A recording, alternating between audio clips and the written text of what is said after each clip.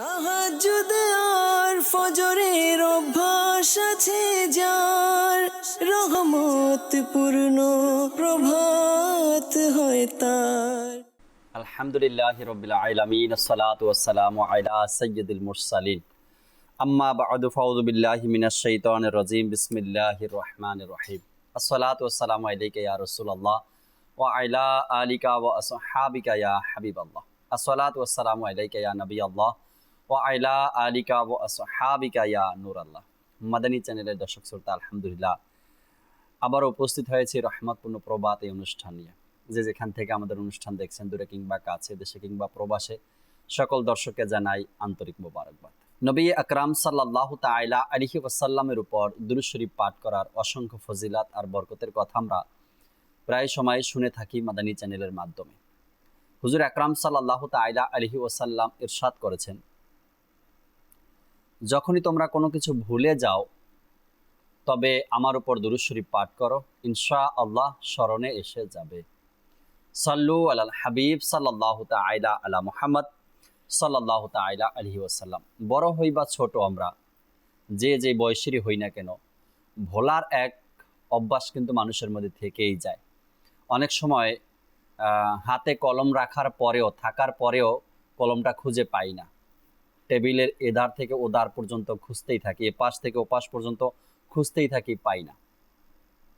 শেষ পর্যন্ত কেউ না কেউ যখন দেখিয়ে দেয় কলম তো আপনার হাতেই আছে, কলম তো আপনার পকেটেই আছে, তখন আমরা দেখি। ছোটদের কথা যদি বলি, লেখাপড়া বা অন্যান্য বিষয়াদিও অনেক সময় ভুলে বসি আমরা। যখনই কোনো কিছু ভুলে যাই তখন আমরা আমার নবীর উপর দুরূদ শরীফ পাঠ করি। আমার হুজুর সাল্লাল্লাহু আলাইহি সাল্লাম যে হাদিসে মোবারকা বলেছেন বা যে ফজিলতের কথা বলেছেন, এর উপকারিতার কথা বলেছেন, এটা অবশ্যই সত্য এবং আপনি ট্রাই করে দেখেন। আল্লাহ চাই ইনশাআল্লাহ তাবারাক ওয়া তাআলা দুরূদ ও সালামের মাধ্যমে ভুলে যাওয়া বিষয়গুলো আপনার স্মরণে এসে যাবে। দর্শক শ্রোতা, রহমতপূর্ণ প্রভাত এই অনুষ্ঠানে আমরা এক এক সময় এক একটি বিষয় নিয়ে আলোচনা করার চেষ্টা করি, আপনাদেরকে নেকির দাওয়াত দেই। আজকেও একটি বিষয় নিয়েছি, কোরআনে পাকের তেলাওয়াত শুনবো আমরা, হামদে বারি তাআলা, নাতে রসুলে মকবুল সাল্লাল্লাহু তাআলা আলাইহি ওয়াসাল্লাম। এবং আজকের যে বিষয় নিয়েছি এই বিষয় নিয়ে আমরা আলোচনা করব, কথা বলবো আপনাদের সাথে, আপনাদের কলগুলো শোনার চেষ্টা করব। SMS যদি পাঠান আপনারা, SMS গুলো পড়ার আমরা চেষ্টা করবো ইনশাআল্লাহ তাবারাক ওয়া তাআলা। যে যেখানে আছি আমরা ভালো ভালো নিয়ত সহকারে কোরআনে পাকের তেলাওয়াত শ্রবণ করি, এরপর আজকের বিষয় আপনাদেরকে জানাবো ইনশাআল্লাহ তাআলা। জি, কোরআনে পাকের তেলাওয়াত শুনিয়ে দিন। أعوذ بالله من الشيطان الرجيم. بسم الله الرحمن الرحيم. أوليس الذي خلق السماوات والأرض بقادر على أن يخلق مثلهم بلى وهو الخلاق العليم. إنما أمره إذا أراد شيئا أن يقول له كن فيكون. فسبحان الذي بيده ملكوت كل شيء وإليه ترجعون. صدق الله العظيم. সুবহানাল্লাহ, সুবহানাল্লাহ। আল্লাহ তাবারাক ওয়া তাআলা কোরআনে পাকে আমার জন্য, আপনার জন্য কত সুন্দর চমৎকার আয়াতে কারিমা, ইরশাদে কারিমা করেছেন, যেন বান্দা কোরআন পড়ে, কোরআন শুনে, কোরআন বুঝে নিজের জীবনকে গড়তে পারে, আর বান্দা যেন সঠিক পথ খুঁজে পায়। আল্লাহ তাবারাক ওয়া তাআলা আমাদেরকে কোরআনের সাথে সুসম্পর্ক গড়ে তোলা, সুসম্পর্ক রাখা, কোরআন পড়া, কোরআনের অর্থ জেনে সেই মোতাবেক আমল করার আল্লাহ তাআলা আমাদেরকে তৌফিক দান করুক। দর্শক শ্রোতা, আমরা সোনালী যুগের মানুষের কথা প্রায় সময় শুনি বা শুনে আসছি, আর তারাই আমাদের একমাত্র অনুসরণীয়, অনুকরণীয় ব্যক্তিবর্গ। রাসূল করিম সাল্লাল্লাহু আলাইহি সাল্লামের ওই হাদিসে মোবারকা, আমার সাহাবা একরামের মধ্য থেকে যাকেই তোমরা অনুসরণ করবে হেদায়েতের পথ পেয়ে যাবে। সেই সোনালী যুগের লোক হলো সাহাবা একরাম আলাইহিমুর রিদওয়ান। আজ আমাদের প্রোগ্রামে দর্শক শ্রোতা সাহাবা একরাম আলাইহিমুর রিদওয়ানদের মর্যাদা নিয়ে কথা বলবো। আল্লাহ তাবারক ওয়া তাআলা কোরআনে পাকের মধ্যে সাহাবা একরাম সম্পর্কে কি ইরশাদ করেছেন, আল্লাহ তাআলা সাহাবা একরামকে কতটুকু ভালোবেসেছেন, আর ভালোবেসে সাহাবা একরামকে কি বলেছেন কোরআনে পাকের মধ্যে। আর নবী পাক সাল্লাল্লাহু তাআলা আলাইহি ওয়াসাল্লাম সাহাবা একরামের মর্যাদা নিজের পবিত্র জবান মোবারকে বয়ান করেছেন। সাহাবা একরামের মর্যাদা হুজুর সাল্লাল্লাহু আলাইহি সাল্লাম নিজে ইরশাদ করেছেন। আজ ইনশাআল্লাহ তাবারক ওয়া তাআলা সেই মহান সত্তাদের মর্যাদা নিয়ে কথা বলবো, আপনাদের সামনে আলোচনা করব, অনেক কিছু শিখব, অনেক কিছু জানবো আল্লাহ চাই ইনশাআল্লাহ তাবারক ওয়া তাআলা। আলোচনায় যাওয়ার পূর্বেই নুরুল আমিন ভাই আমাদের সাথে আছেন, আমরা হামদে বারি তাআলা শ্রবণ করি। এরপর আমাদের সাথে রফিক ভাই আছেন, রফিক ভাই থেকে বিস্তারিত আলোচনা আজকে জানবো সাহাবা একরামের মর্যাদা নিয়ে। এরপর আপনাদের কলগুলো শোনার চেষ্টা করবো ইনশাআল্লাহ তাআলা। জি নুরুল আমিন ভাই। সাল্লাল্লাহু আলাইকা ইয়া রাসূলুল্লাহ ওয়া সাল্লাম আলাইকা ইয়া হাবিবাল্লাহ সাল্লাল্লাহু আলাইকা ইয়া রাসূলুল্লাহ ওয়া সাল্লাম আলাইকা ইয়া হাবিবাল্লাহ। আমায় কাছে ডেকে নাও না মদনী মদিনে ওয়ালে, আমায় কাছে ডেকে নাও না মদনী মদিনে ওয়ালে। প্রেমের শোধাপন করাও না মদনী মদিনে ওয়ালে সাল্লাল্লাহু আলাইকা ইয়া রাসূলুল্লাহ ওয়া সাল্লাম আলাইকা ইয়া হাবিবাল্লাহ।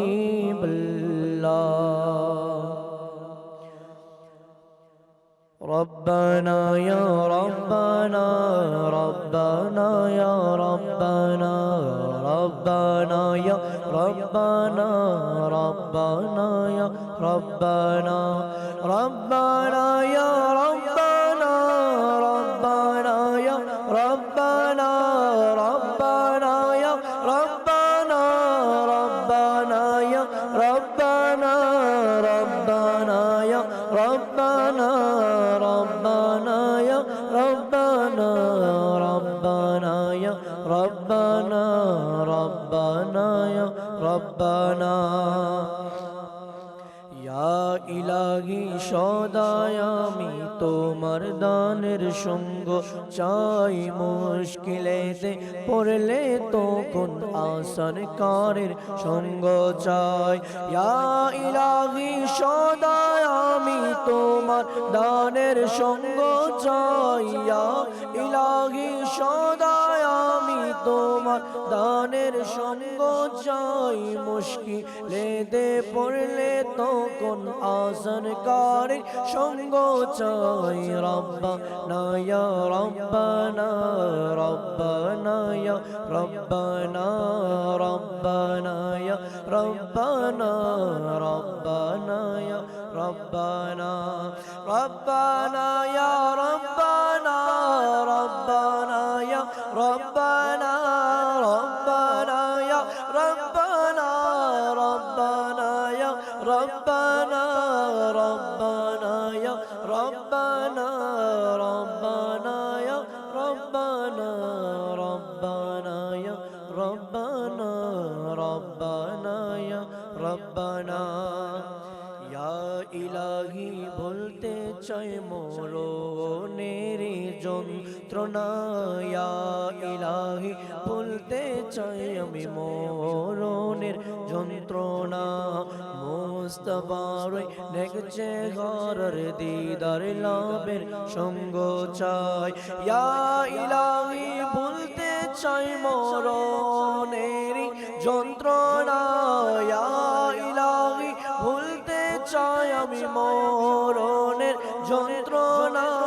মুস্তাফার নেকচে ঘরের দিদার লাভের সঙ্গ চাই, রব্বানা ইয়া রব্বানা রব্বানা ইয়া রব্বানা রব্বানা ইয়া রব্বানা রব্বানা ইয়া রব্বানা রব্বানা ইয়া রব্বানা রব্বানা ইয়া রব্বানা রব্বানা ইয়া রব্বানা রব্বানা ইয়া রব্বানা রব্বানা ইয়া রব্বানা রব্বানা ইয়া রব্বানা। ইয়া ইলাহি আধার ঘুরে আসবে যখন কঠিন রাত, ইয়া ইলাহি আধার ঘুরে আসবে যখন কঠিন রাত, ইয়া ইলাহি আধার ঘুরে আসবে যখন কঠিন রাত, ইয়া ইলাহি আধার ঘুরে আসবে যখন কঠিন রাত। তাহার প্রিয় মুখের শোবার সুপ্রভাতের সঙ্গ চাই, রব্বানা ইয়া রব্বানা রব্বানা ইয়া রব্বানা রব্বানা ইয়া রব্বানা রব্বানা ইয়া রব্বানা রব্বানা ইয়া রব্বানা রব্বানা ইয়া রব্বানা রব্বানা ইয়া রব্বানা রব্বানা ইয়া রব্বানা রব্বানা ইয়া রব্বানা রব্বানা ইয়া রব্বানা রব্বানা ইয়া রব্বানা রব্বানা ইয়া রব্বানা রব্বানা ইয়া রব্বানা রব্বানা ইয়া রব্বানা। সুবহানাল্লাহ সুবহানাল্লাহ। আল্লাহ তাবারক ওয়া তাআলার দরবারে ফরিয়াদ করা, সুবহানাল্লাহ। মুমিন বান্দা তো সবসময় আল্লাহ তাবারক ওয়া তাআলার দরবারে প্রার্থনা করতেই থাকে, ফরিয়াদ করতেই থাকে, দোয়া চাইতেই থাকে, তওবা করতেই থাকে। আর এটা মুমিন বান্দার অভ্যাস, আল্লাহ তাবারক ওয়া তাআলার সাথে সুসম্পর্ক গড়ে তোলার জন্য। দর্শক, আজকের যে বিষয় নিয়েছি, সাহাবা ইকরাম আলাইহিমুর রিদওয়ানের মর্যাদা। কেমন ছিলেন সে সকল সাহাবা ইকরাম, আর আল্লাহ তাবারক ওয়া তাআলা তাদের মর্যাদা কেমন দিয়েছেন, আর তাদের মর্যাদা সম্পর্কে রাসূল পাক সাল্লাল্লাহু আলাইহি সাল্লাম কি ঘোষণা করেছেন। একজন লোক, রফিক ভাই, কুফায় বসবাস করত। তিনি সাহাবী না, নবী পাক সাল্লাল্লাহু তাআলা আলাইহি ওয়াসাল্লামের হায়াতে মোবারকায়, জাহেরি হায়াতে মোবারকায় নবী পাক সাল্লাল্লাহু আলাইহি সাল্লাম কুফায় চিঠি পাঠালেন এবং ওই লোককে ঈমান আনতে বললেন। এটা হুজুর সাল্লাল্লাহু আলাইহি সাল্লাম পর্দা করার 10 বছর আগের কথা। তো নবী পাক সাল্লাল্লাহু আলাইহি সাল্লামের দাওয়াত পেয়ে ওই লোক ঈমান আনলেন, কালেমা পড়লেন, মুসলমান হলেন। এরপর কিন্তু মদিনাতে তার আশা হয়নি, শুধু ঈমান এনেছে, কালেমা পড়েছে, মুসলমান হয়েছে, মুসলমানিত্ব বজায় রাখছে, কিন্তু মদিনাতেও আসেনি, আর নবী পাক সাল্লাল্লাহু আলাইহি সাল্লামের সাথে দেখাও তার হয়নি। ঈমান আনার প্রায় 10 বছর পরে মদিনা থেকে পয়গাম, সংবাদ গেল তার কাছে, হুজুর সাল্লাল্লাহু আলাইহি সাল্লাম তোমাকে আহ্বান জানিয়েছে, তোমাকে যেতে বলছে। তাড়াহুড়া করে কুফা থেকে সে রওনা হলো হুজুর আকরাম সাল্লাল্লাহু আলাইহি সাল্লামের সাথে সাক্ষাৎ করার জন্য, দিদার লাভ করার জন্য। কেমন মর্মান্তিক ঘটনা ঘটেছে সেদিন। ওই লোক কুফা থেকে সফর করতে করতে করতে করতে মদিনাতুল মুনাওয়ারায় পৌঁছিয়েছেন এমন সময় মদিনাতুল মুনাওয়ারায় পৌঁছিয়েছেন যখন সাহাবা একরাম নবী পাক সাল্লাল্লাহু তাআলা আলাইহি ওয়াসাল্লামকে মাজারে আনোয়ারে রেখে দাফন কার্যক্রম শেষ করে শরীয়তের হুকুম মোতাবেক সাহাবা একরাম হাত থেকে মাটি ঝাড়ছে এভাবে। ওই মুহূর্তে ওই লোক এসে মদিনাতে উপস্থিত। এ জানতো না, ওই সময় তো এমন ছিল না কি মোবাইল ফোন, সোশ্যাল মিডিয়া।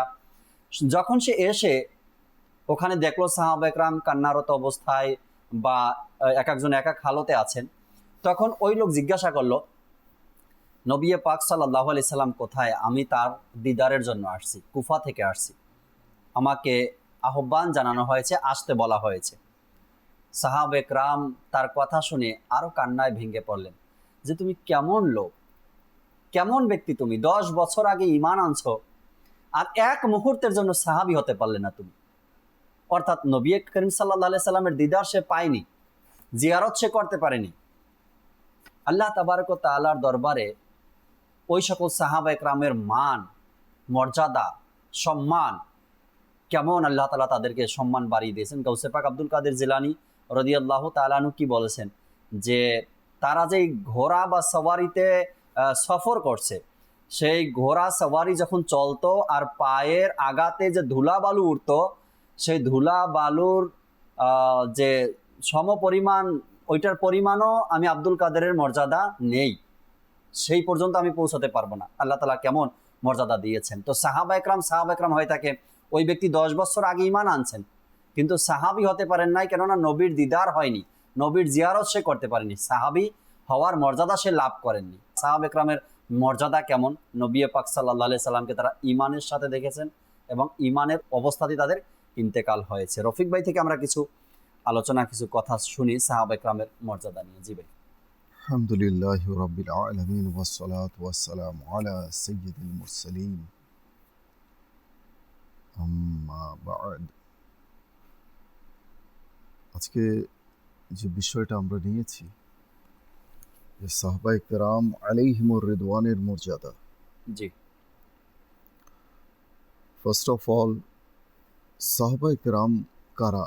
সাহাবায়ে কেরামের সংজ্ঞা কি? এটা মাদানী চ্যানেলে বহুবার আলোচনা হয়েছে। আর একটা কথা বারবার আলোচনা করলে এর প্রতিফলন কি হয়, যে কথা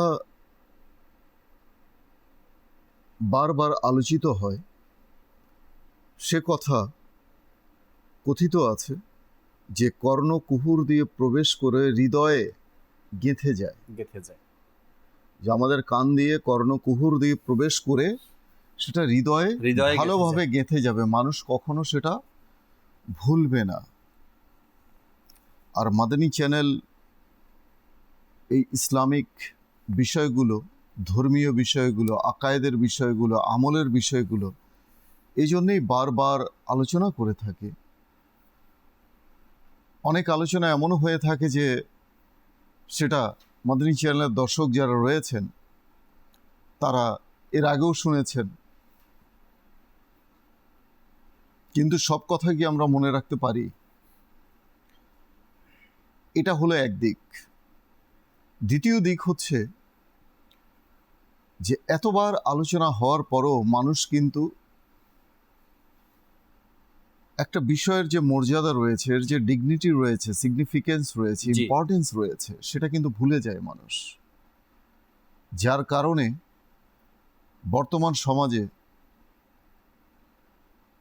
কিছু খোরাফাত যে রয়েছে এটা ছড়াচ্ছে মানুষের মাঝে। সাহাবায়ে কেরামের বিরুদ্ধে কটূক্তি করা, সাহাবায়ে কেরামের সম্মানে মানে বেয়াদবি করা, তাদের শান ও মানকে খাটো করা,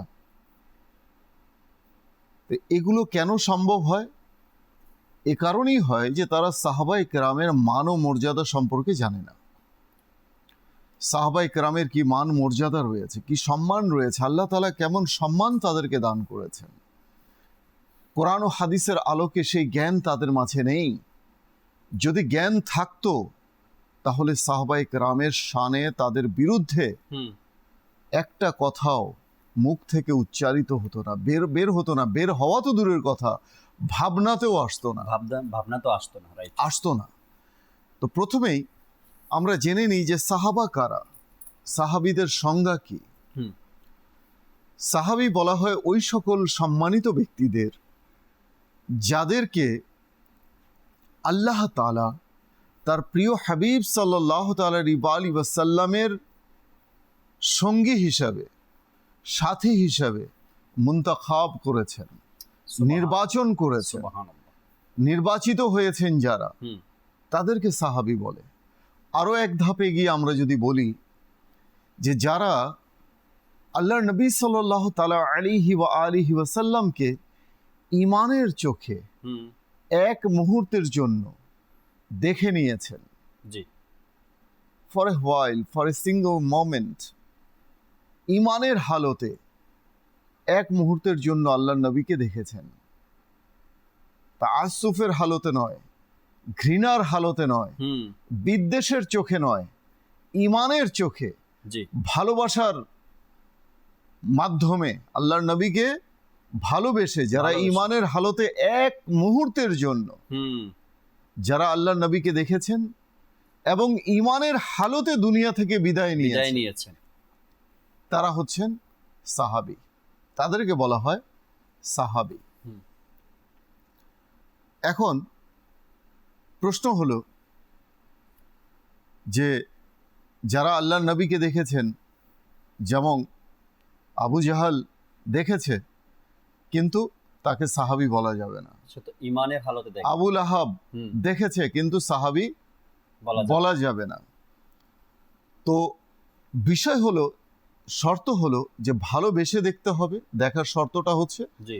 ভালোবেসে দেখতে হবে, আল্লাহর ঈমানের রসুলকে সাথে। আল্লাহর রসুল মনে করে দেখতে হবে, হুম। এবং ঈমানের হালতে, ঈমানের সাথে দেখা এবং ঈমানের হালতে দুনিয়া থেকে বিদায় নেয়। বিদায় নেওয়া। এই সাহাবায়ে কেরাম আলাইহিমুর রিদওয়ান এর ব্যাপারে কোরআনুল করিমের মধ্যে ইরশাদ হয়েছে।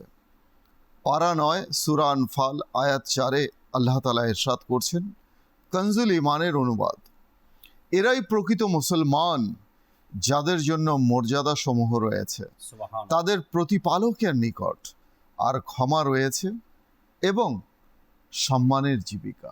সুবহানাল্লাহ। ক্ষমাও রয়েছে, সম্মানের জীবিকাও রয়েছে। আল্লাহ তাআলার নিকট তাদের কি রয়েছে? আল্লাহ। তাদের জন্য মর্যাদা রয়েছে। অন্যত্র আল্লাহ তাআলা ইরশাদ করেন সূরা আত-তাওবা আয়াত নম্বর 100-র মধ্যে ইরশাদ হচ্ছে, কনজিল ঈমানের অনুবাদ, আল্লাহ তাদের প্রতি সন্তুষ্ট এবং তাদের জন্য প্রস্তুত রেখেছেন বাগান, হুম।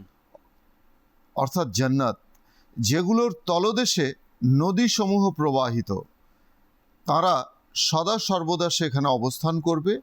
এটাই হচ্ছে মহান সাফল্য, যে তাদের যে মর্যাদা আল্লাহ তাআলা দান করেছেন, এবং স্পষ্টভাবে আল্লাহ তাআলা তাদের ব্যাপারে নিজের সিদ্ধান্ত হুম। প্রকাশ করেছেন, নিজের যে মনোভাব সেটাও প্রকাশ করেছেন যে আল্লাহ তাদের প্রতি সন্তুষ্ট এবং তারাও তারাও আল্লাহ তাআলার প্রতি আল্লাহ সন্তুষ্ট। আল্লাহ, আল্লাহ, আল্লাহ। উভয়ের প্রতি সন্তুষ্ট। সন্তুষ্ট।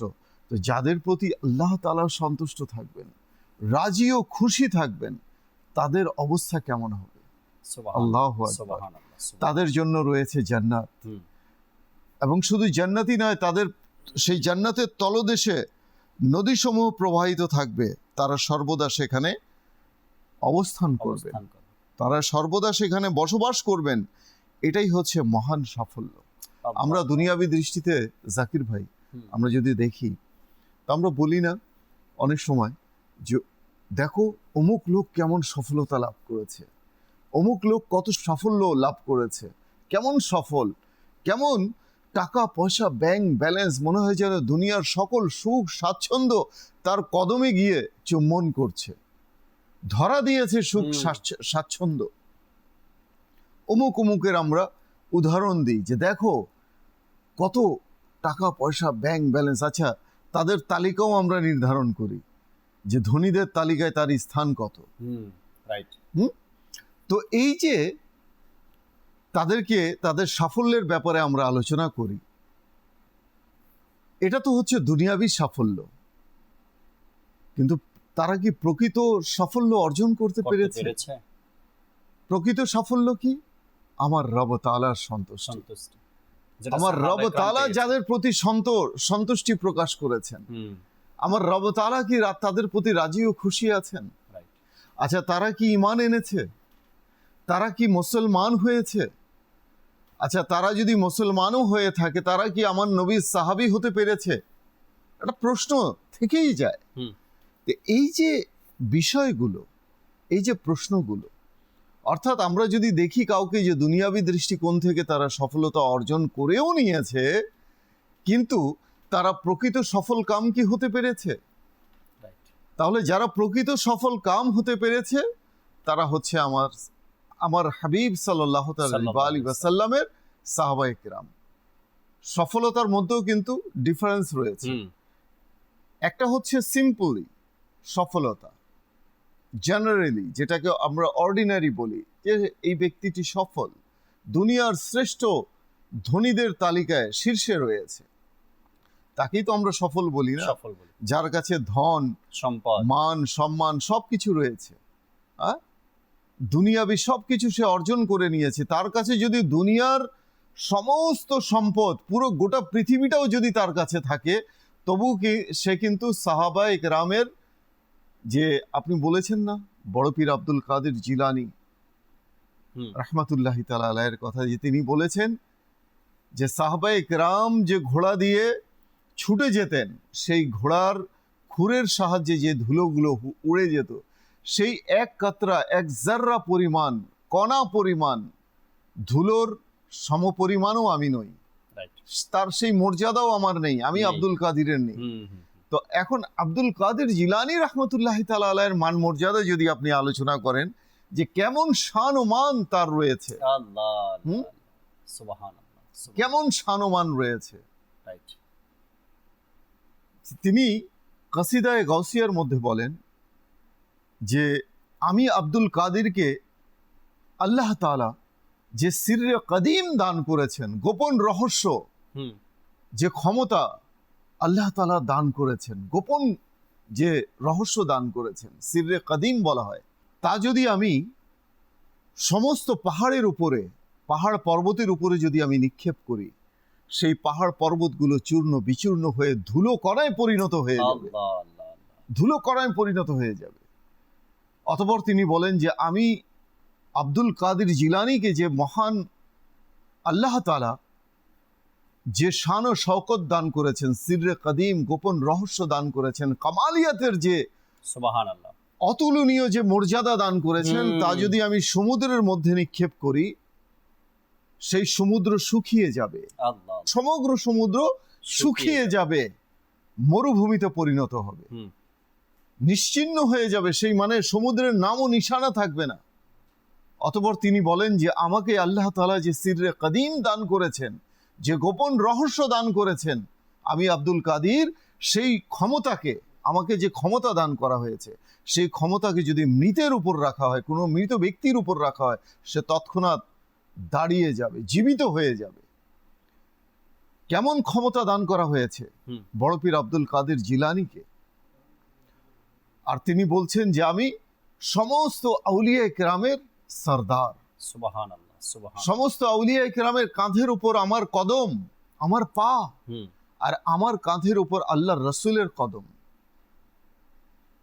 আপনি বুঝতে পারছেন? জি। কোন সাধারণ মানুষ কি এই কথা বলতে পারবে, দাবি করতে পারবে?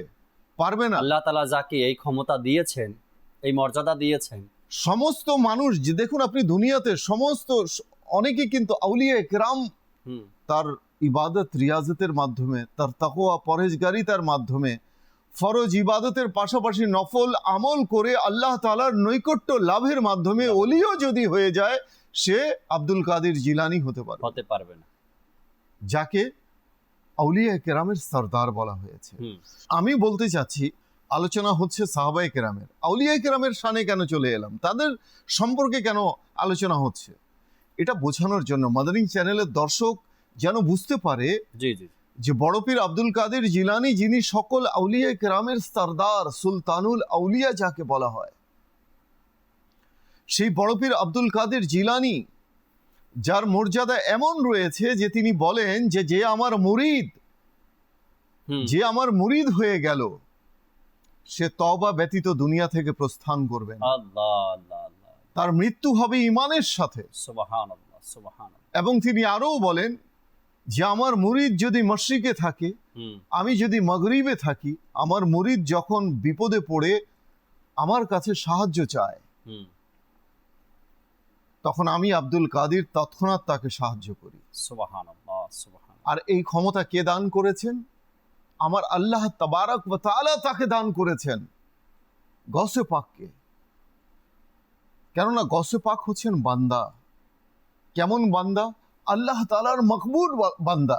সুবহানাল্লাহ সুবহানাল্লাহ। আর এমন বান্দা যাকে আল্লাহ তাআলা এমন মর্যাদা দান করেছেন। Right right right right. আপনার আমার ব্যাপারে কিন্তু আলোচনা হচ্ছে না, এখানে গসে পাকের ব্যাপারে আলোচনা হচ্ছে। আর গসে পাক হচ্ছেন সমস্ত আউলিয়া কেরামের মধ্যে সবচেয়ে সেরা, শ্রেষ্ঠত্ব আল্লাহ তাআলা তাকে দান করেছেন। সেই গসে পাক বলছেন যে আমি আব্দুল কাদের জিলানী সেই মর্যাদা রাখি না, যেই মর্যাদা সাহাবায়ে কেরামের ঘোড়ার খুরের সাথে যে ধুলো উড়ে যায়, সেই ধুলোর মধ্যে যে জাররা রয়েছে, কণা রয়েছে, ধুলি কণা, তার যে মর্যাদা রয়েছে, সেই মর্যাদাও আমি পাইনি, সেই মর্যাদাও আমার নেই। সুবহানাল্লাহ সুবহানাল্লাহ। কাজে বুঝতেই পারছেন যে সাহাবায়ে কেরামের মর্যাদা কত। কেমন একটা দিক আলোচনা করতে গেলে আর সে বিষয়টাকে সুন্দর মতো বোঝানোর জন্য আরো অন্যান্য দিকগুলো তুলে ধরতে হয় সুন্দরভাবে বোঝানোর জন্য। আমাদের সমাজে বা আমরা যদি ইসলামের দিকগুলো দেখি, তবে সাধারণ মুমিন যে আছে, আল্লাহ তাবারক ওয়া তাআলা এক একজন মুমিনকে কত মর্যাদা দিয়েছেন। আর সমাজের মধ্যে যে ওলামায়ে কেরাম আছেন, এরপরে ওলামায়ে কেরামের কেমন মর্যাদা দিয়েছেন। তবে সকল আলিম ওলি না, এটা একটা সিস্টেম ইসলামের, এক নীতিমালা ইসলামের। সকল আলিম আল্লাহর ওলি না, কিন্তু সকল অলিরাই আলিমে দিন, অর্থাৎ আলিমেরা, জ্ঞানীরা, সকল অলিরাই জ্ঞানী। এরপরের সিস্টেম হলো গিয়ে সকল অলিরা আবার সাহাবি না, কিন্তু সব সাহাবি আল্লাহর অলি, সব সাহাবি আল্লাহ তাআলার প্রিয় বান্দা, সব সাহাবি আল্লাহ তাআলার প্রিয়। তো এই জন্য এই যে সিস্টেমগুলো এখন সমাজের সবচাইতে একদম নিম্ন স্তরের দিকে যদি তাকায়, একজন মুমিন বান্দাকে আল্লাহ তাআলা কত গুণাবলী দিয়েছেন, কত মর্যাদা দিয়েছেন, কত শান দিয়েছেন, সেই জায়গাতে কয়েকটা স্তর পাড়ি দিয়ে এরপরে সাহাবা একরামের মর্যাদার কথা আজ আমরা আলোচনা করছি ইনশাআল্লাহ তাবারক ওয়া তাআলা। আরও শুনবো। আমরা একটি নাত অ্যাড করি, অনেক সময় হয়েছে নাতে রসুল মকবুল সাল্লাল্লাহু আলাইহি ওয়াসাল্লাম শুনি না, নাত শুনে এরপর কল আবার আমরা আলোচনায় ফিরবো ইনশাআল্লাহ তাআলা। জি নুরুল আমিন ভাই। कर लगिया कंदोरे मोन, कर लगिया बंदो, कर लगिया कंदोरे मोन, कर लगिया बंदो, कर लगिया कंदोरे मोन, कर लगिया बंदो। क्यों तो तुम्हार अपन होबे ना ना ना, যে জনে তোমার আপনা সে তো মদিনা, যে জনে তোমার আপনা সে তো মদিনা। कर लगिया कंदोरे मन, कर लगिया बंदो, कर लगिया कंदोरे मन, कर लगिया बंदो। क्यों तो तुम्हार अपन होबे ना ना ना ना, যে জনে তোমার আপনা সে তো মদিনা, যে জনে তোমার আপনা সে তো মদিনা। এই দুনিয়ার বঞ্জনা আজকে আছে কালকে নাই, দয়াল নবী মায়ার নবী আপন সদায়, আপন সদায়। এই দুনিয়ার বঞ্জনা আজকে আছে কালকে নাই, দয়াল নবী মায়ার নবী আপন সদায়, আপন সদায়। এমন আপন তিনি, এমন আপন তিনি,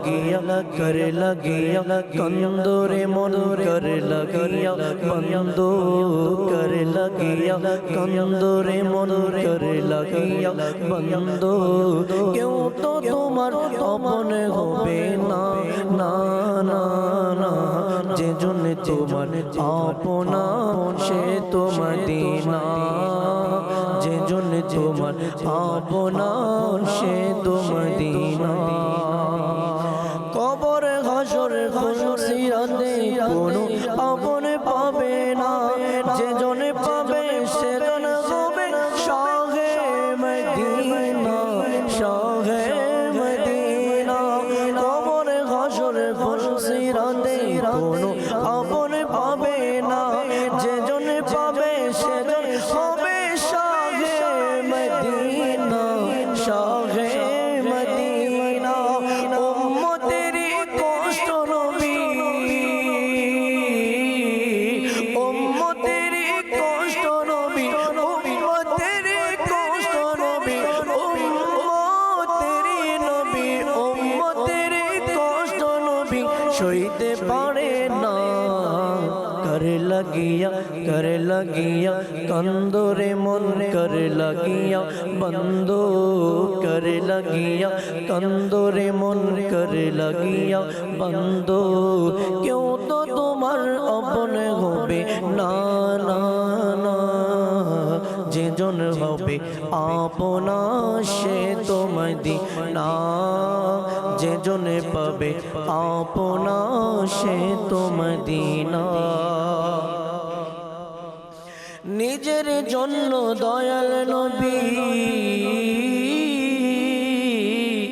নিজের জন্য দয়াল নবী একটু কাঁদেন নাই সারা জীবন কেঁদেছেন উম্মতের মায়ায় উম্মতের মায়ায় নিজের জন্য দয়াল নবী একটু কাঁদেন নাই সারা জীবন কেঁদেছেন নবী উম্মতের মায়ায় উম্মতের মায়ায় এখনো শুয়ে আছেন সরকার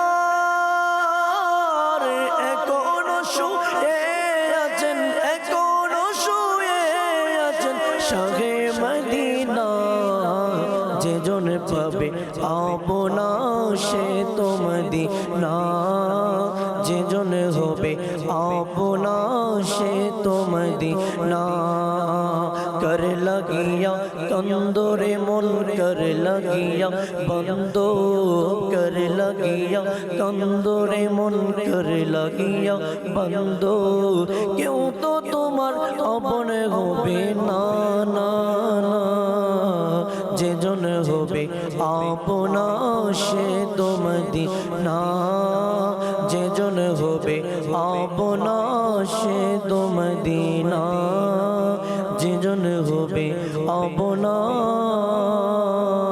সে তো মদিনা সুবহানাল্লাহ সুবহানাল্লাহ যে জন আপন হবে সে তো মদিনায় আর এই আপন জনের জন্যই পৃথিবীতে সবচেয়ে যদি কিছু করণীয় থাকে করতে হয় তবে আপনজনের জন্যই অর্থাৎ নবী পাক সাল্লাল্লাহু তাআলা আলাইহি সাল্লামের যে হাদিসে মোবারকা তোমরা ততক্ষণ পর্যন্ত কামিল মুমিন হতে পারবে না যতক্ষণে তোমরা তোমার আত্মীয় স্বজন বা মা বাবা সন্তান সন্ততি বা অর্থ সম্পদের চেয়েও আমি নবীকে ভালো না বাসবে। তো নবী পাক সাল্লাল্লাহু আলাইহি সাল্লামকে ভালোবাসতে হবে যিনি কবর হাসর পুল সিরাতের উদ্ধার করবেন রক্ষা করবেন শাফাত করবেন সেই নবীকে। আল্লাহ তাআলা আমাদেরকে বোঝার আর আমল করার তৌফিক দান করুক। দর্শকের কিছু কল আমরা শুনি, এরপর ইনশাআল্লাহ তাআলা আবারও আলোচনায় ফিরবো। জি কল শুনিয়ে দিই। আমি আশরাফিয়া হাবিবা, বগুড়া। আমি একটি গজল শুনতে চাই। হাসবি রব্বি জাল্লাল্লাহ। মাশাআল্লাহ মাশাআল্লাহ, সাথেই থাকুন ইনশাআল্লাহ তাবারাক ওয়া তাআলা গজল শোনাবো আপনাকে ইনশাআল্লাহ। পরবর্তী কল দেন। আমার নাম মোহাম্মদ আব্দুল রায়হান, আমি রাজশাহী থেকে বলছি। আপনাদের চ্যানেলটি দেখতে অনেক ভালো লাগছে, আপনাদের সাথে অনেকটাই সময় দেই, ভালো লাগে। আপনাদের ইসলামিক কথায় মনটা ছুঁয়ে যায় একদম। আমি দোয়া করে যেন আপনাদের চ্যানেলটি চিরস্মরণীয় হয়ে থাকে। আমি একটি গজল শুনতে চাই। একটি গজল শুনতে চেয়েছেন, কোন গজল শুনবেন সেটা কিন্তু বলেননি। আর আপনার অভিমত আপনি ব্যক্ত করেছেন আমাদের সাথে, খুব ভালো একটি চ্যানেল। আল্লাহ তাবারক ওয়া তাআলা কবুল করে নিক। সবসময় মাদানী চ্যানেলের সাথেই থাকবেন, আশা রাখি ইনশাআল্লাহ তাআলা। পরবর্তী কল দেন। আমার নাম রুকাইয়া ফিরোজ তোহা, নাটোর জেলা। আমি একটি গজল শুনতে চাই, প্রিয় নবীর কোকিলামি। প্রিয় নবীর কোকিল আমি। ইনশাআল্লাহ তাবারক ওয়া তাআলার সাথেই থাকুন, শোনাবো। পরবর্তী কল দেন। আমার নাম মোহাম্মদ রাসেল মিন্দার, চাঁদপুর জেলা। আপনাদের মাদানী চ্যানেলটি আমি দেখছি, আমার কাছে অনেক অনেক ভালো লাগছে। আমার পরিবারের সবাই মাদানী চ্যানেল দেখে। এই চ্যানেল থেকে আমরা অনেক কিছু শিখতে পারি। আমাদের ফ্যামিলির জন্য দোয়া করবেন। আল্লাহ তাআলা হিফাজত দান করুক, আল্লাহ তাআলা ভালো রাখুক, আল্লাহ তাআলা সুন্দর জীবন দান করুক, ঘরের মধ্যে মাদানী পরিবেশ আল্লাহ তাআলা দান করুক, মিলেমিশে যেন সবাই থাকতে পারি, বসবাস করতে পারি এবং এই সুন্দর পরিবেশ দাওয়াত ইসলামীর সাথে থাকতে পারি। আল্লাহ তাআলা সে তৌফিক দিক। পরবর্তী কল দেন। আমার নাম মেহেদি হাসান ওয়ালিদ, আমি পঞ্চগড় কামারপাড়া থেকে আরজ করছি। আমি আমাদের চ্যানেলের নারুসার রহমান পন্নু বাবা দেখতেছি, আমার খুব ভালো লাগে। আমি একটি মানুষ আওয়াজ শুনতে চাই। হ্যাঁ, হাসানের নানা। মাশাআল্লাহ মাশাআল্লাহ, আপনি কালামের অনুরোধ পাঠিয়েছেন। এই হাসনাইনের নানা, শোনাবো, সাথে থাকুন। পরবর্তী কল দেন। মোহাম্মদ ফাইমির, সৈয়দপুর জেলা থেকে বলছিলাম। আমার আম্মু আমাদের মাদারি চ্যানেল দেখে, ওনার কাছে ভালো লাগে। উনি দৈনিক সকালে উঠেই দেখে লাইভ। আমাদের জন্য দোয়া করতে। আল্লাহ তাআলা আপনাদেরকেও ভালো রাখুক, সকল দর্শককে আল্লাহ তাআলা ভালো রাখুক, আল্লাহ মনের আশা পূরণ করুক, মাদানী চ্যানেলের সাথে সবসময় থাকতে পারেন এর জন্য দোয়া করি। আর নেকির দাওয়াতের মাধ্যমে মাদানী চ্যানেল অপরকেও দেখার জন্য উৎসাহ প্রদান করতে হবে। এতে করে আল্লাহ চাই ইনশাআল্লাহ তাবারক ওয়া তাআলা ঘরে ঘরে মাদানী চ্যানেল চলতে থাকবে, দেখতে থাকবে মানুষ, ভালো কিছু শিখবে, জানবে, আমল করবে ইনশাআল্লাহ তাবারক ওয়া তাআলা। আমরা একটু পরে আসবো নুরুল আমিন ভাইয়ের কাছে অনুরোধের কালামগুলো শোনার জন্য। আজকের যে বিষয় নিয়ে আমরা আলোচনা করছি দর্শক শ্রোতা, সাহাবা একরামের মর্যাদা। আল্লাহ তাবারক ওয়া তাআলা প্রত্যেক ব্যক্তিকেই মর্যাদা সম্পন্ন করেই বানিয়েছেন। যদিও সে অন্ধ হয়, তারপরও তার মর্যাদা আছে। যদিও সে দিন মজুর হয়, তারপরও তার মর্যাদা আছে। যদিও বা সে বাবা হয়, তারপরও তার মর্যাদা। যদিও বা সে সন্তান হয়, তারপরও তার মর্যাদা। প্রত্যেকটা ক্ষেত্রে, প্রত্যেকটা শ্রেণীতে, প্রত্যেকটা সেক্টরে যে যেখানেই আছি আমি, আপনি, সকল মানুষকেই কিন্তু আল্লাহ মর্যাদা দিয়ে সৃষ্টি করেছেন। সকল মানুষেরই মর্যাদা আছে। যদিও সে কথা বলতে পারে না, কিন্তু তার আত্মসম্মান আছে, তার মর্যাদা আছে। এই সাধারণ লেভেলের পরে আরেকটা লেভেল, ওলামা একরাম, মুমিন বান্দা, আউলিয়া একরাম, এই যত শ্রেণীর লোকই আমরা বলি না কেন, সবারই মর্যাদা আছে। এর মধ্যে মহামর্যাদাবান সাহাবা একরাম, আবার তাদের উপরে নবী রসুলদের কথাও বলা হয়েছে, আম্বিয়া একরামের মর্যাদাও আল্লাহ তাআলা দিয়েছেন। এই সাহাবা একরাম আলাইহিমুর রিদওয়ানের মর্যাদা বোঝাতে গিয়ে নবী পাক সাল্লাল্লাহু তাআলা আলাইহি ওয়াসাল্লাম অনেকগুলো কথা পবিত্র জবান দ্বারা ইরশাদ করেছেন সাহাবা একরামের মর্যাদা বোঝাতে গিয়ে। আবার অনেকগুলো কাজ এমন করেছেন যে কাজের মাধ্যমে সাহাবা একরাম আলাইহিমুর রিদওয়ানের মর্যাদা উপলব্ধি করা যায়, বোঝা যায় যে নবী পাক সাল্লাল্লাহু আলাইহি সাল্লাম সাহাবা একরামের মর্যাদা কিভাবে বাড়িয়ে দিয়েছেন। কিছু জবান অর্থাৎ নবী পাক সাল্লাল্লাহু আলাইহি সাল্লাম পবিত্র জবানের মাধ্যমে বলেছেন, আবার কিছু কাজকর্মের মাধ্যমে বুঝিয়েছেন সাহাবা একরামের এত মর্যাদা রয়েছে।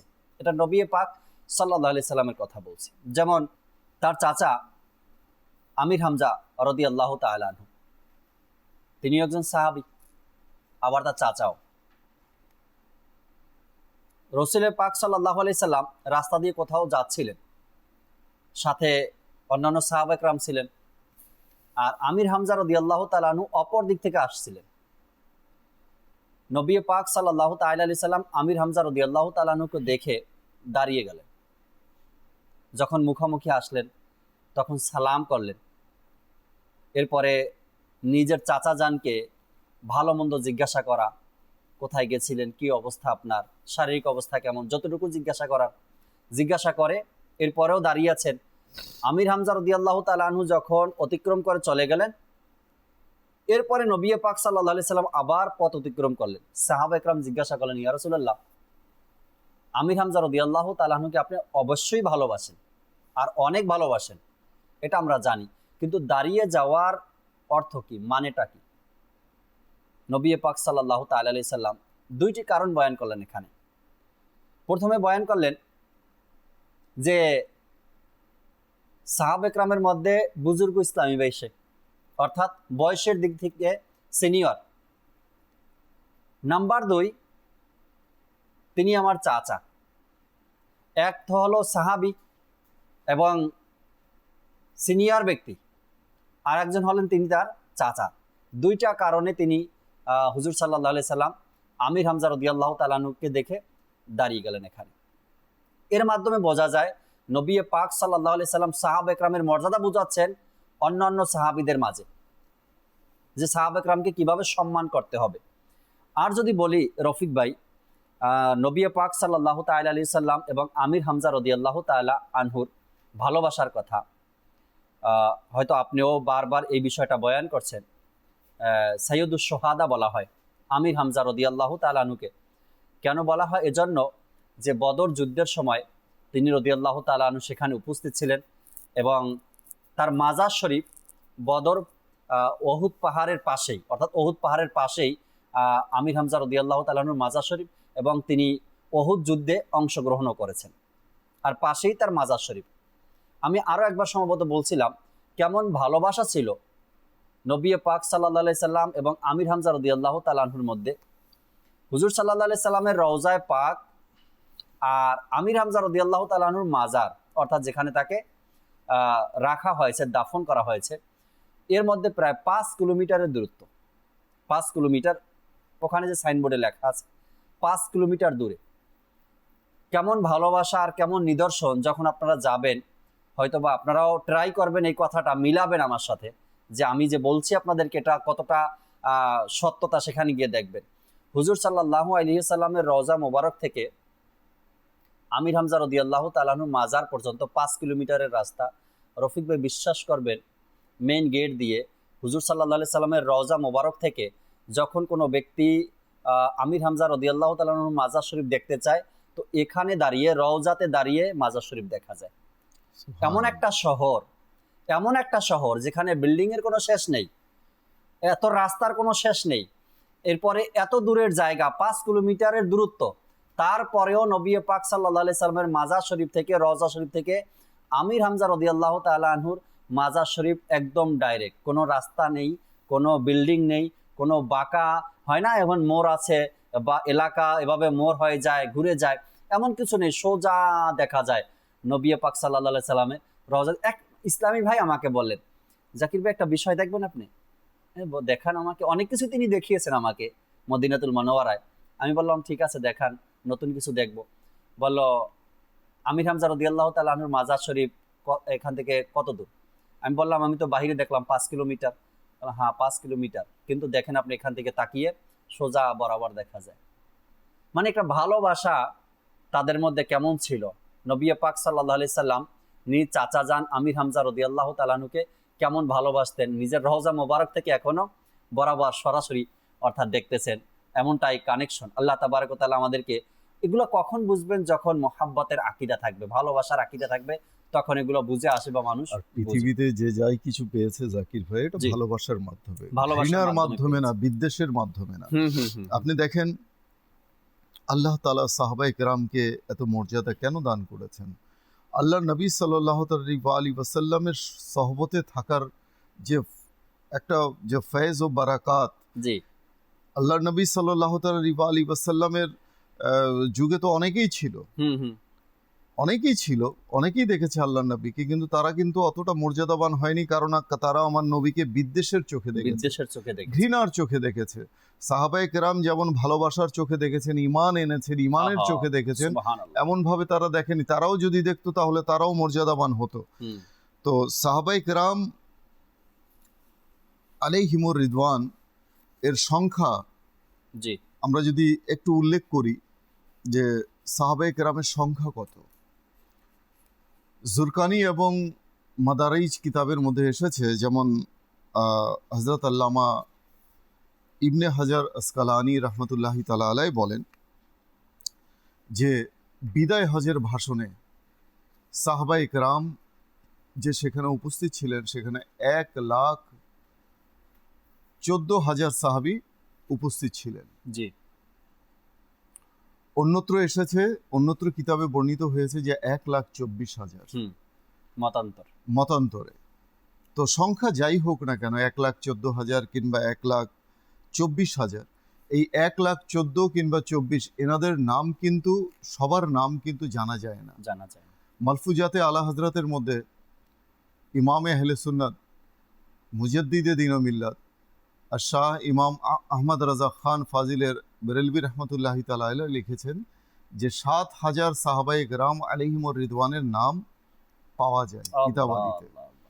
তো এই যে সাহাবায়ে কেরাম, এত সাহাবী ছিলেন, এত সাহাবায়ে কেরাম ছিলেন, তো ওনাদের যে মর্যাদা, ওনাদের যে ডিগনিটি রয়েছে, ওনাদের যে আপনার তাৎপর্য রয়েছে, যে সম্মান রয়েছে, আল্লাহ তাআলার দরবারে যে কিতাবাদির মধ্যে এসেছে যে আম্বিয়ায়ে কেরামের পর জি এবং আউলিয়ায়ে কেরামের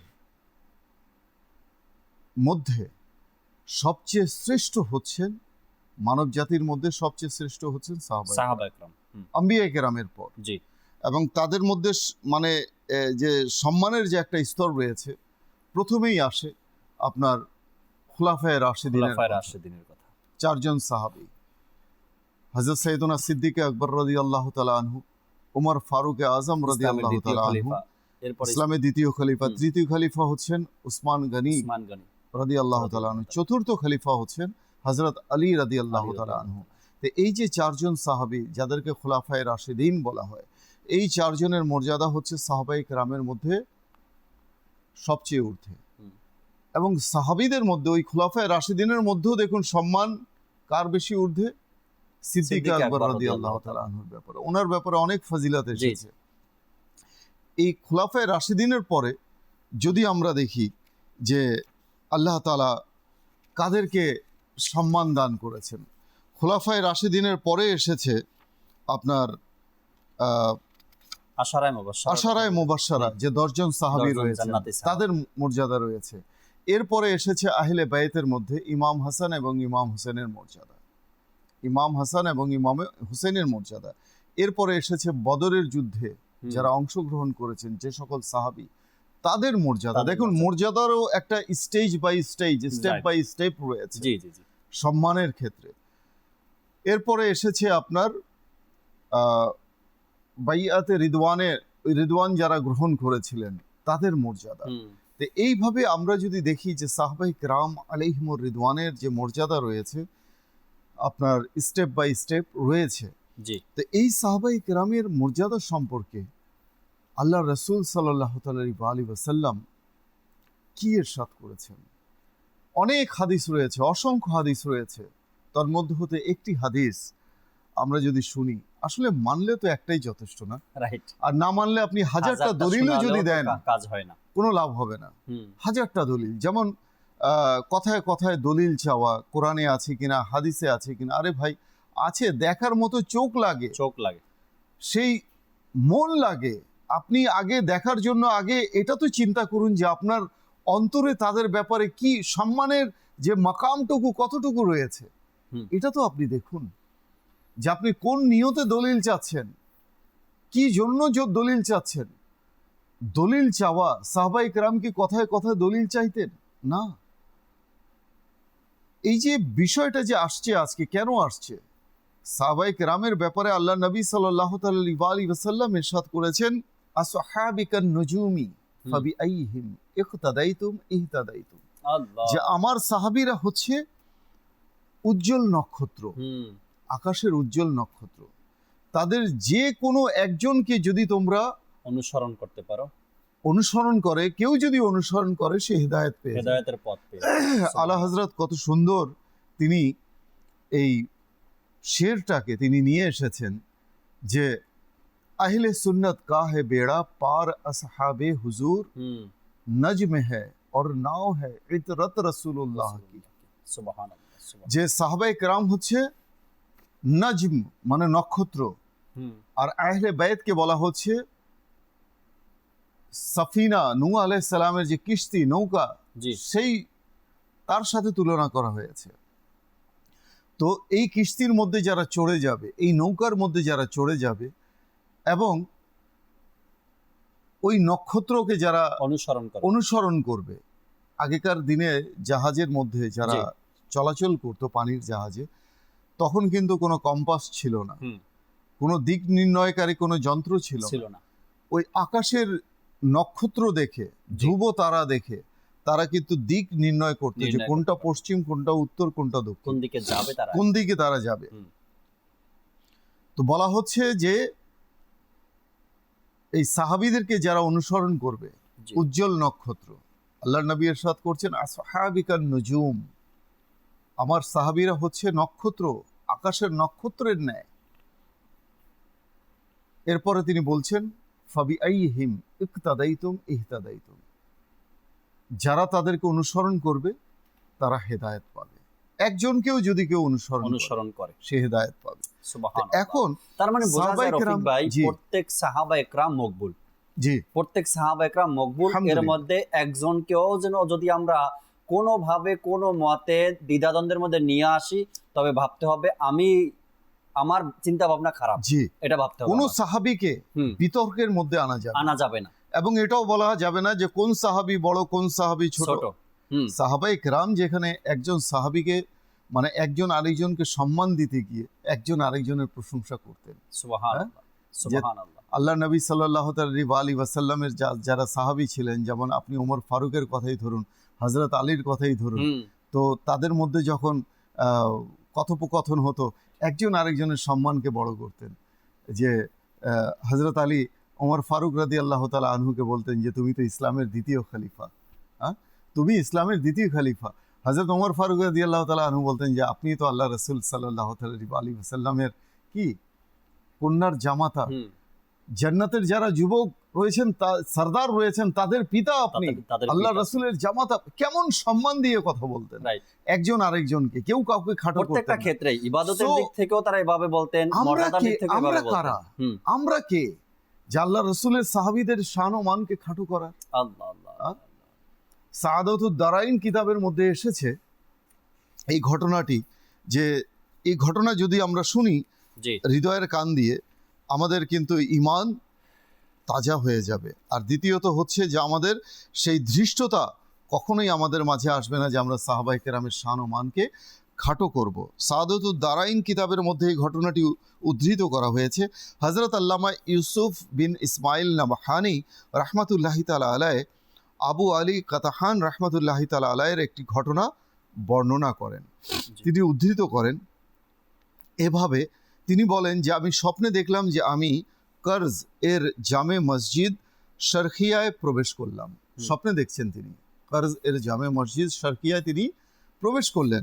তো সেখানে তিনি বলছেন যে আমি আল্লাহর নবী সাল্লাল্লাহু আলাইহি ওয়াসাল্লামকে সেখানে দেখতে পেলাম, আল্লাহ নবী সাল্লাল্লাহু আলাইহি ওয়াসাল্লামের জিয়ারত করলাম, এবং সুবহানাল্লাহ। পাশাপাশি পাশাপাশি আরো দুইজন ব্যক্তিকে তার আশেপাশে দেখলাম, ডানে এবং বামে। হুম, আমি তাদেরকে চিনতে পারলাম না যে তারা কারা। আমি আল্লাহ নবী সাল্লাল্লাহু আলাইহি ওয়াসাল্লামকে সালাম করলাম, সালাম দিলাম, হুম, এবং আল্লাহ নবী সাল্লাল্লাহু আলাইহি ওয়াসাল্লাম আমাকে সালামের উত্তর না দিয়ে তিনি অন্যদিকে মুখ ফিরিয়ে নিলেন। অর্থাৎ দেখে মনে হলো যে আল্লাহ নবী সাল্লাল্লাহু আলাইহি ওয়াসাল্লাম আমার প্রতি অসন্তুষ্ট। হুম, আমি আল্লাহ নবী সাল্লাল্লাহু আলাইহি ওয়াসাল্লামের খিদমতে আরজ করলাম, ইয়া রাসূলুল্লাহ আযজা ওয়া জাল্লা ওয়া সাল্লাল্লাহু আলাইহি ওয়াসাল্লাম, আমি তো আপনার উপর সারাদিনে এত এত দরুদ শরীফ পাঠ করি, হুম। কিন্তু আমি আপনাকে সালাম করলাম, অথচ আপনি আমার সালামের জবাব না দিয়ে আমাকে বঞ্চিত করলেন। মুখ ফিরিয়ে নিলেন। এই কথা যখন তিনি বললেন, জি, তখন আল্লাহ নবী সাল্লাল্লাহু আলাইহি ওয়াসাল্লাম ইরশাদ করলেন যে তুমি তো আমার উপর দরুদ তো পাঠ করো, সালাম তো পেশ করো, কিন্তু তুমি আমার সাহাবীদের ব্যাপারে তুমি কটূক্তি করো, আল্লাহ। আমার সাহাবীদের শান ও মানকে তুমি খাটো করো, আমি তোমার প্রতি অসন্তুষ্ট। অসন্তুষ্ট। তখন তিনি আল্লাহ নবী সাল্লাল্লাহু আলাইহি ওয়াসাল্লামের কাছে তৎক্ষণাৎ অবনত মস্তিষ্কে তিনি তার ভুল স্বীকার করলেন এবং তওবা করলেন তওবা করলেন। যে ইয়া রাসূলুল্লাহ, আমি আপনার হাতে তওবা করছি, আমি এখন থেকে আর কোনো সাহাবীর সাহাবা একরামের শান ব্যাপারে ও মানকে খাটো করব না, তাদের শানে কখনো এমন কোনো কথা বলবো না যা তাদের শান ও মান এর বিরুদ্ধে। তখন আল্লাহ নবী সাল্লাল্লাহু আলাইহি ওয়াসাল্লাম তার সালামের জবাব দিয়ে বললেন, ওয়া আলাইকুমুস সালাম ওয়া রাহমাতুল্লাহি ওয়া বারাকাতুহু। এই যে ঘটনা, এই ঘটনা দিয়ে আমরা কি বুঝতে পারি? যে সাহাবায়ে কেরামকে ভালোবাসার দাবি যথেষ্ট নয় যে আমরা সাহাবায়ে কেরামকে ভালোবাসি, বরং সাহাবায়ে কেরামের শান ও মর্যাদাকে রক্ষা করতে হবে। সাহাবায়ে কেরামের শান ও মর্যাদার ব্যাপারে সচেতন থাকতে হবে, সচেতন থাকা জরুরি, সচেষ্ট থাকতে হবে সব সময় সর্বদা। আল্লাহ আল্লাহ, কেননা তাদের শান ও মানকে যদি আমরা খাটো করি, আল্লাহর নবী সাল্লাল্লাহু আলাইহি ওয়াসাল্লাম নাখোশ হন, অসন্তুষ্ট হন, নারাজ হন। Right. আর আল্লাহর নবী যার প্রতি নারাজ, তার প্রতি কি করে আল্লাহ তাআলা রাজি ও খুশি হবেন, এটা তো আমার বুঝে আসে না। That is beyond my concept, beyond my thoughts. আমার বুঝে আসে না। যদি মাদানী চ্যানেলের দর্শকদের বুঝে আসে তাহলে আসতে পারে, কিন্তু আমার বুঝে আসে না যে যাদের প্রতি আল্লাহর নবী অসন্তুষ্ট থাকবে, তার প্রতি আল্লাহ তাআলা কেমন করে সন্তুষ্ট থাকতে পারে। এটা নিজের ভাবা সাহাবায়ে উচিত। কেরামের আমার উপর আমার আল্লাহ রসুল নারাজ, আমার উপর অসন্তুষ্ট, তো সেখানে আমার আমলনামা কোথায়? আমার কারণ- কাল কিয়ামতের ময়দানে শাফাআত কোথায়? এই কাল জন্য কিয়ামতের ময়দানে আমার হাউজে কাউসার কোথায়? কোথায়? আল্লাহ রসুল আমার প্রতি নারাজ। আর সবচেয়ে বড় কথা হলো, আপনি দেখুন মৃত্যুর পর কবরে যখন জিজ্ঞেস করা হবে, আপনাকে প্রশ্ন 3টা বলা হয় না, মান রব্বুকা, 3টে প্রশ্ন করা হয়, কিন্তু বুখারী শরীফের মধ্যে এসেছে একটি প্রশ্ন করা হবে। ইমাম বুখারী বলেন যে একটি প্রশ্ন করা হবে, সেটা কি? আল্লাহ নবী সাল্লাল্লাহু আলাইহি ওয়াসাল্লামকে দেখিয়ে প্রশ্ন করা হবে যে এই নুরানি চেহারা সম্পন্ন ব্যক্তি সম্পর্কে তুমি দুনিয়াতে কি ধারণা পোষণ করতে, what did you think on universe about this person, about this man. রাজুলুন শব্দটা এসেছে, মানে আপনার এর অর্থ হচ্ছে আরবি শব্দ, এর অর্থ হচ্ছে পুরুষ। তো বলা হবে যে এই ব্যক্তি সম্পর্কে, এই নুরানি চেহারা সম্পন্ন ব্যক্তি সম্পর্কে তুমি দুনিয়াতে কি ধারণা পোষণ করতে। তো আল্লাহ নবী সাল্লাল্লাহু আলাইহি ওয়াসাল্লামকে যারা ভালোবাসবে তারা কখনোই সাহাবায়ে কেরামের শান ও মানকে খাটো করতে বিরোধিতা করবে পারে না। কেননা আল্লাহ নবী সাল্লাল্লাহু আলাইহি ওয়াসাল্লামের সন্তুষ্টি লুকিয়ে আছে তার সাহাবায়ে কেরামের মাঝে, ভালোবাসা। তার আহলে বাইতের মাঝে। তো আহলে বাইতকে যারা ভালোবাসবে, সাহাবায়ে কেরামকে যারা ভালোবাসবে, তারা প্রকারান্তে আল্লাহর নবীকেই ভালোবাসবে, আল্লাহর নবীকেই ভালোবাসবে। আর সাহাবা একরামকে ভালো যখন বাসবে একজন ব্যক্তি মন থেকে, তখন সাহাবা একরামের মর্যাদা সে দেখবে, মর্যাদা বয়ান করতে পারবে সে, সাহাবা একরামের ফজিলতের কথা দেখবে সে, তখন সাহাবা একরামের ইবাদতের কথা দেখবে সে, সাহাবা একরামের ইশকে রসুলের কথা দেখবে সে। তখন তার অন্তর থেকে বিদ্বেষ আসা তো দূরের কথা, এমন কোনো চিন্তা ভাবনাই তার মধ্যে আসবে না। হয়তো বা আল্লাহ তাবারক ওয়া তাআলা তাকে এ থেকে পবিত্র রাখবে যখন সাহাবা একরামকে সে ভালোবাসবে। হিংসা বিদ্বেষ কখন আসে? যখন সমপরিমাণ একজন ব্যক্তি, কোনো ব্যক্তি থাকে, সমপরিমাণ কোনো ব্যক্তি থাকে এবং সে তার গুণের কারণে ধীরে ধীরে ধীরে ধীরে তার সম্মানের কারণে, মর্যাদার কারণে সে তার ঊর্ধ্বে চলে যায়, তখন তার মাঝে তখন হিংসা আসে। আসতে পারে। কোথায় সাহাবা একরাম আর কোথায় আমরা আওয়াম, কোথায় আমরা সাধারণ মানুষ? ১,৫০০ বছর বর্তমান সমাজে এমনও শোনা যায়, এমনও শোনা যায় যে সিদ্দিক আকবর রাদিয়াল্লাহু তাআলা আনহু যে ইবাদত করেছে তার চেয়ে আমার সম্মান বেশি, আমার মর্যাদা বেশি। মাআযাল্লাহ। কেন?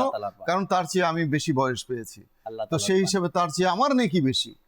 সিদ্দিক আকবরের চেয়ে আমার নেকি বেশি, তার নেকি মাআযাল্লাহ। আরে হোয়াট হ্যাপেন্ড টু আস? কি হয়ে গেল ভাই? সমাজের এত অধপতন হয়ে গেল, এত মানে মানুষের বিবেক আশরাফুল মাখলুকাত আমাদেরকে বলা হয়েছে, তা আমরা সেই বিবেক আমাদের কোথায় চলে গেল? যেই সাহাবী আল্লাহর নবী সাল্লাল্লাহু আলাইহি ওয়াসাল্লামের সাথে দুনিয়াতেও সাথে ছিলেন, মাজারপুর আনোয়ারের সাথে রয়েছেন। সুবহানাল্লাহ। আল্লাহর নবী সাল্লাল্লাহু আলাইহি ওয়াসাল্লামের সিদ্দিক আকবরের ব্যাপারে বলা হয়, ওই ইবাদতের কথা যে হাদিসে মোবারক আছে না, কি সিদ্দিক আকবর রাদিয়াল্লাহু তাআলা এক রাতের ইবাদতের কথা বলছেন আল্লাহ রাসূল। সিদ্দিক আকবরের এক রাতের ইবাদত সারা পৃথিবীর মানুষের ইবাদতের চেয়েও আফজাল। সারা পৃথিবীর মানুষের কোথায় কি কথা বলতে হবে বা কিভাবে বলবো, মানে কোথার সাথে কি মানে যুক্ত করে দেয়া হয়। মানে বলা হচ্ছে যে সিদ্দিক আকবর রাদিয়াল্লাহু তাআলা আনহুর যে বয়স তিনি ইসলাম গ্রহণের পর পেয়েছেন, সেই বয়সের তুলনায় আমি যে জন্মগ্রহণ করেছি আমার বয়স বেশি। তো এই যে বিষয়টা, এটার সাথে কি এটা যায়? মানে মানুষের বিবেক মানে যখন লুপ্ত হয়ে যায়, মানুষের বিবেক যখন লোপ পায় জাকির ভাই, তখনই সে কেবল এমন কথা বলতে পারে। কারণ বিবেক যখন আল্লাহ তাআলা, মানুষের বিবেককে যখন আল্লাহ তাআলা কি করে দেন, তার মানে যখন সিলমোহর মেরে দেন, তখন কিন্তু তার হিতাহিত জ্ঞান থাকে না, যে which is right and which is wrong, কোনটা সঠিক এবং কোনটা ব্যাঠিক, কি বলতে হবে এবং কি বলতে হবে না। সাহাবায়ে কেরামের ব্যাপারে যখনই আমাদের মুখ খুলবে, আমাদের কিন্তু সতর্ক হয়ে যাওয়া উচিত, সাবধান হয়ে যাওয়া উচিত যে আমি কি বলবো। এটা এমন এক আদবের মাকাম যেখানে আল্লাহর নবী সাল্লাল্লাহু আলাইহি ওয়াসাল্লাম বলেছেন যে আমার সাহাবীদের ব্যাপারে তোমরা কটূক্তি করো না। সেখানে হাদিসে মোবারকাও রয়েছে। আচ্ছা, সবচেয়ে বড় কথা হলো কোরআনে পাকের মধ্যে আল্লাহ তাবারক ওয়া তাআলা সাহাবায়ে কেরামের ব্যাপারে আয়াতে কারিমা নাজিল করেছেন। সেখানে আমরা আমাদের জবানকে হেফাজত করার চেষ্টা করি, আর বুঝে শুনে যেন আমরা কথা বলি। আমরা অনুরোধের কালাম কিছু রয়েছে, এগুলো শুনে নেই, এরপর ইনশাআল্লাহ তাআলা অনুষ্ঠানের শেষের দিকে যাব। জিনুল আমিন ভাই। حسبي ربي جل الله ما في قلبي غير الله نور محمد صلى الله لا إله إلا الله حسبي ربي جل الله ما في قلبي غير الله نور محمد صلى الله لا إله إلا الله প্রিয় নবীর কাছে এসে আবু জেহেল বলল হেসে, নবী হলে বলো মোরে হাতের মুঠোয় কে আছে। প্রিয় নবীর কাছে এসে আবু জেহেল বলল হেসে, নবী হলে বলো মোরে হাতের মুঠোয় কি আছে। আদেশ দিলেন মুস্তাফা, দয়া করলেন তার খোদা। আদেশ দিলেন মুস্তাফা, দয়া করলেন তার খোদা। পাতর করলো জিকিরুল্লাহ লা ইলাহা ইল্লাল্লাহ হাসবি রব্বি জাল্লাল্লাহ মা ফি قلبي غير الله نور محمد صلى الله لا إله إلا الله প্রিয় নবীর কোকিলামে মদিনা আমার বাগান, তারে ধ্যানে মগ্ন থাকি করি তারি গুণ গান। প্রিয় নবীর কোকিলামে মদিনা আমার বাগান, তারে ধ্যানে মগ্ন থাকি করি তারি কোন গান। নবী নবী নবী নবী থাকে শুধু যৌবনে, আছে আল্লাহ হর রহমত প্রিয় নবীর করণে। নবী নবী নবী নবী থাকে শুধু যৌবনে, আছে আল্লাহ হর রহমত প্রিয় নবীর করণে। সেই বাগানের জন্য আমি সেই বাগানে দেব প্রাণ, তারি ধ্যানে মগ্ন থাকি করি তারি গুণ গান। আল্লাহুম্মা সাল্লি আলা সাইয়্যিদিনা মুহাম্মাদিন, আল্লাহুম্মা সাল্লি আলা সাইয়্যিদিনা মুহাম্মাদিন। নাইনের নানা লাস্ট যে কলটা এসেছিল, খুবই চমৎকার একটি কালাম।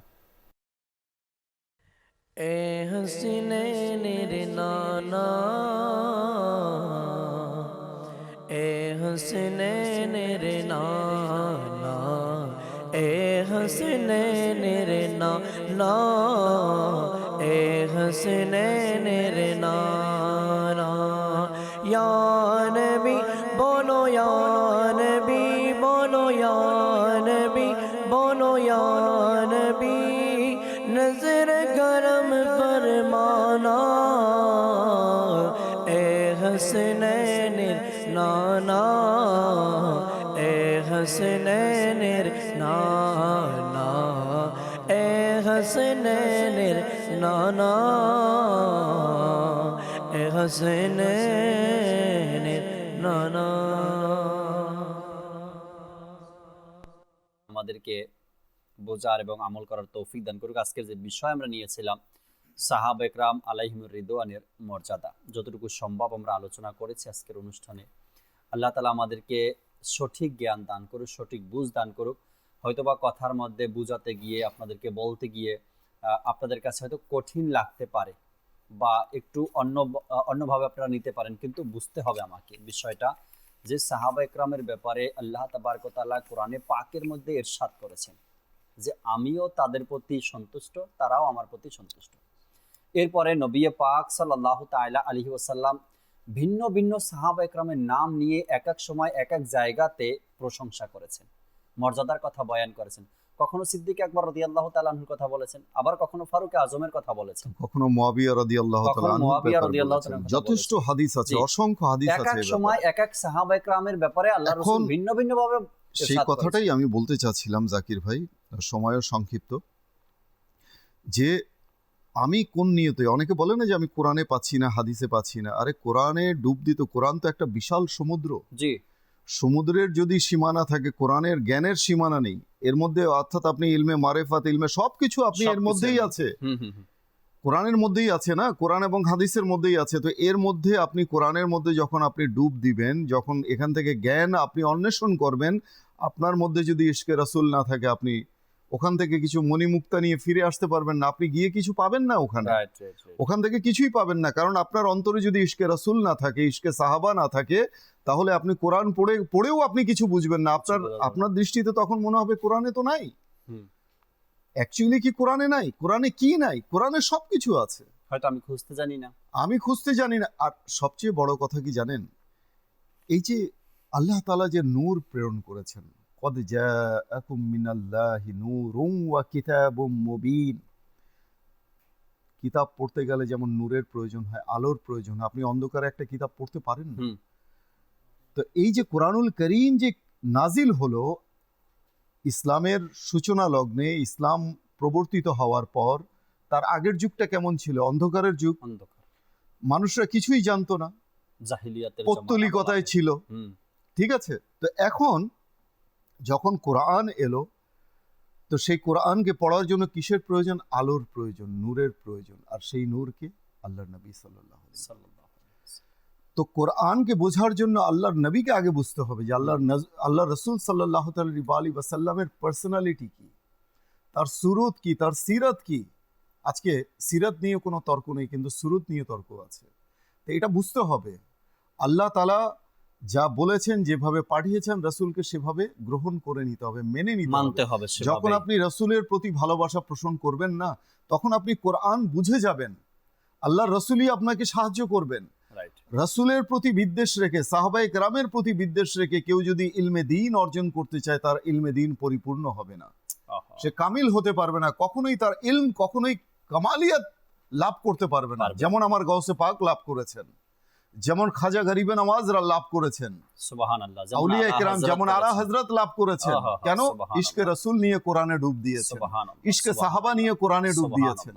তো আল্লাহ রাসূল সাল্লাল্লাহু আলাইহি ওয়াসাল্লাম বর্ণনা করেন সাহাবায়ে কেরামের ব্যাপারে যে আমাদের কতটুকু সতর্ক হওয়া উচিত। তিনি ইরশাদ করেন, যারা গালি দেবে তাদের প্রতি, অর্থাৎ আল্লাহ তাআলার সাহাবায়ে কেরামের প্রতি, আল্লাহ তাআলা তার ফেরেশতারা এবং সকল মানুষের অভিশাপ কিয়ামতের দিন তাদের উপরে মানে থাকবে আর কি। কিয়ামতের দিন সেই সকল ব্যক্তিদের উপর আল্লাহ তাআলা তাদের না কোনো ফরজ এবং না কোনো নফল কবুল করবে। কবুল করবেন, আল্লাহ কোনো আল্লাহ। কিছুই কবুল হবে না, বরং তাদের আল্লাহ তাআলার এবং ফেরেশতাদের এবং সকল মানুষের অভিশাপ থাকবে তাদের উপর, তাদের উপর। লানত থাকবে যারা সাহাবায়ে কেরামকে গালমন্দ করবে। আল্লাহ আল্লাহ। অন্যত্র দেখুন, সুসংবাদ শুনুন যে ঈমান উজ্জীবিত হয়ে যাবে। আল্লাহর রাসূল সাল্লাল্লাহু আলাইহি ওয়াসাল্লাম ইরশাদ করছেন, আর রিয়াদুন নাদারা কিতাবের মধ্যে এসেছে, হযরত সাইয়েদুনা ইবনে আব্বাস রাদিয়াল্লাহু তাআলা আনহুমা থেকে বর্ণিত, নবী রাহমাত শফিয়ে উম্মত তাজদারে রিসালাত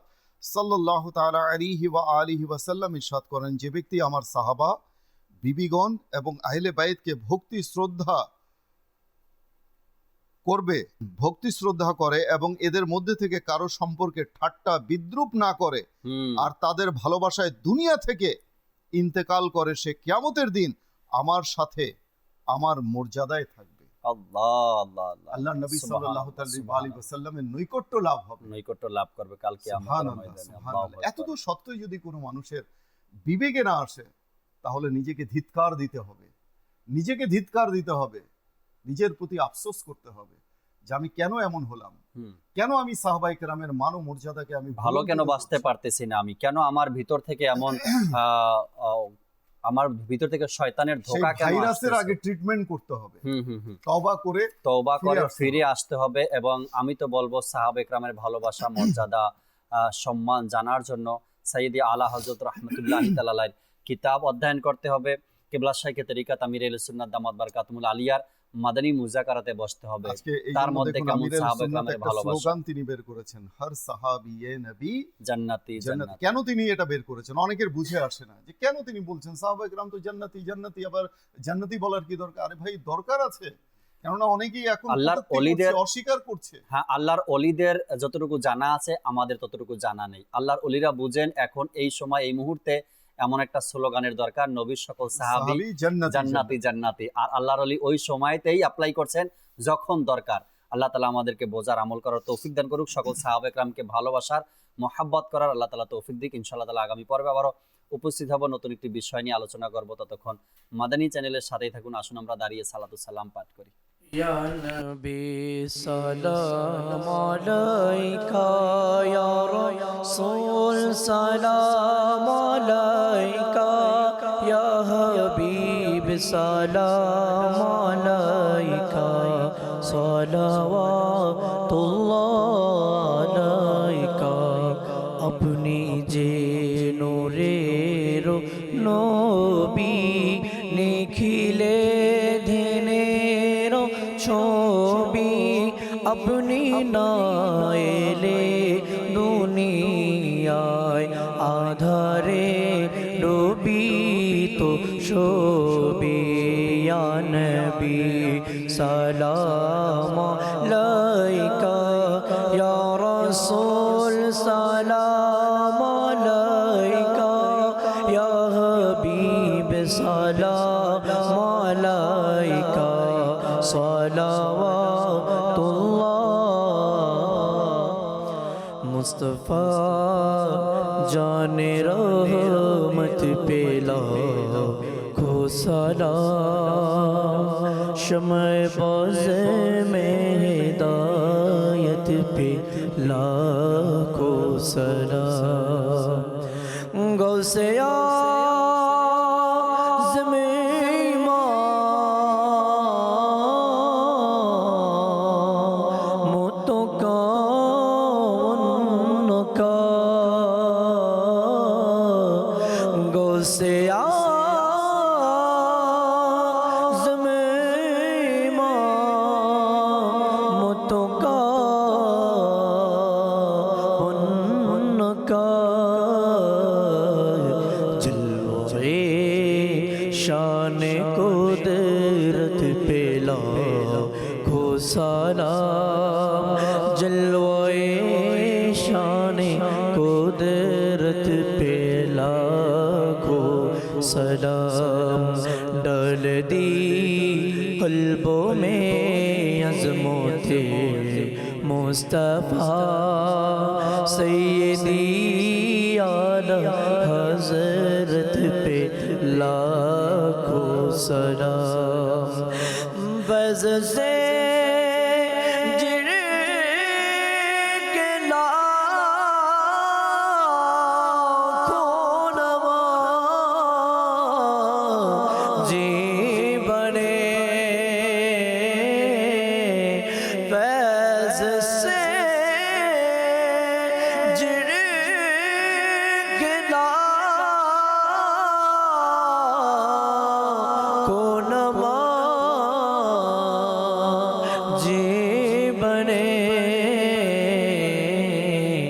उस आमीन रहले सुन्नत पे लाखों सलाम, उस आमीन रहले सुन्नत पे लाखों सलाम।